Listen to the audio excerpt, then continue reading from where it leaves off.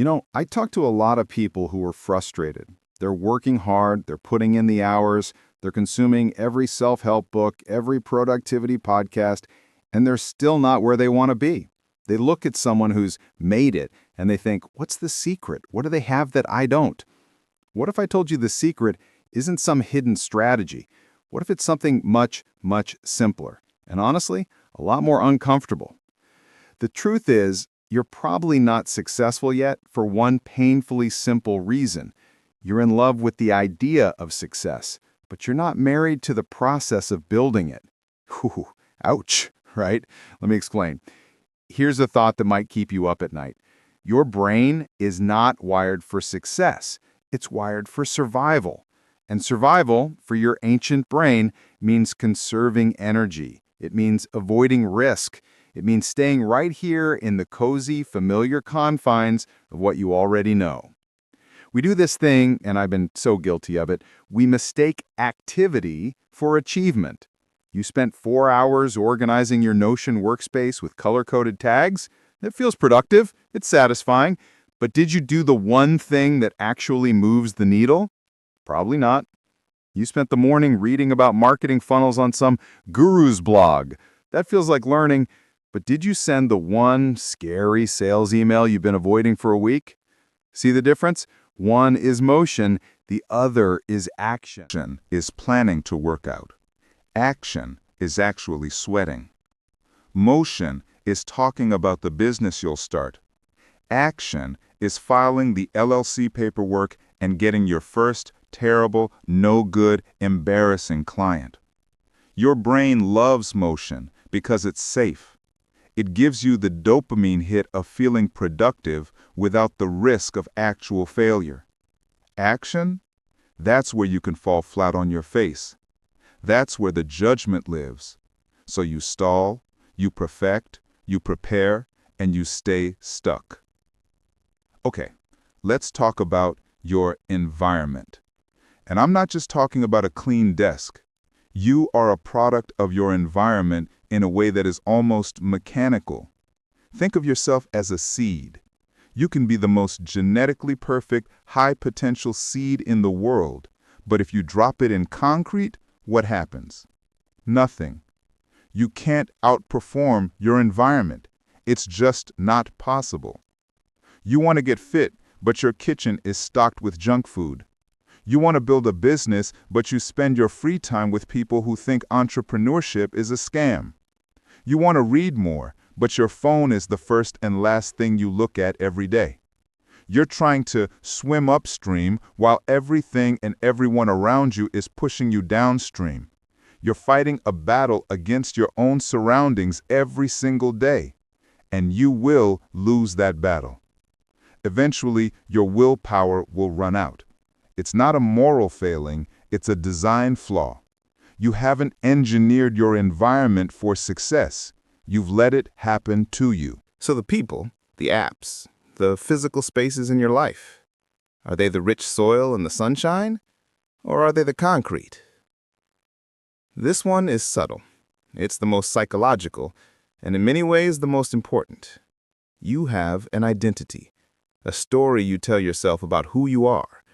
I'm bad with money. I'm not a salesperson. I'm just not disciplined. Every time you try to take an action that conflicts with that identity, it creates what psychologists call cognitive dissonance. It feels wrong. It feels like you're pretending. And so you self-sabotage. You pull back. You revert to the mean of your own self-concept. Let me give you an example.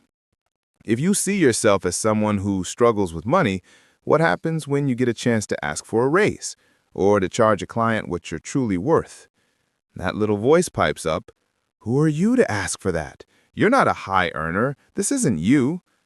And so you don't ask or you undercharge. You prove your own identity right. The goal isn't just to do successful things. The goal is to become the type of person who does those things naturally. You have to shift from, I'm trying to write a book, to, I am a writer. And what do writers do? They write, even when they don't feel like it, because that's what they are. Your behaviors are often just a physical manifestation of your identity. change the story, and you'll find the actions start to follow. All right, so we've diagnosed the problem. The love of motion over action, an environment that works against you, an identity that holds you back. This feels heavy, I know. But here's the beautiful part. This is all fixable. And you don't need a miracle. You just need a method. First, embrace the one thing rule. Every day, identify the one thing that if you did it, would make everything else easier or even irrelevant. That's your action, not motion, action. Everything else is secondary. Protect that one task like a pit bull. Do it first. Your entire day can fall apart after that, and you still win. Second, become the architect of your life. Stop trying to be the disciplined hero battling a toxic environment. It's a losing game. Instead, redesign the environment. It's easier than you think. Unsubscribe from every distracting newsletter. Delete social media apps from your phone. You can check them on your computer. If you want to eat healthier, do not bring junk food into your house. Find one person who is where you want to be and ask them one question. Start building a new circle. Make the right thing easy and the wrong thing difficult. And third, cast a new vote for your identity. You don't change your identity overnight. You change it vote by vote. Every time you choose action over motion, you cast a vote for, I am a disciplined person. Every time you charge your worth, you cast a vote for, I am a high-value professional. You won't win every vote, but you just need to win the majority. Stop waiting for the massive sweeping transformation. Just collect the votes. Success isn't a mystery. It's not a lottery. It's a predictable outcome of a specific set of behaviors executed in a supportive environment driven by a congruent identity. You have been sold a lie that it's about finding the right hack or the right secret. It's not. It's about doing the obvious, difficult things that everyone knows they should do, but almost no one is willing to consistently endure. The pain of discipline? It weighs ounces. The pain of regret? It weighs tons. So the question isn't, can you do this? The real, much scarier question is, are you willing to admit that what you've been doing isn't working?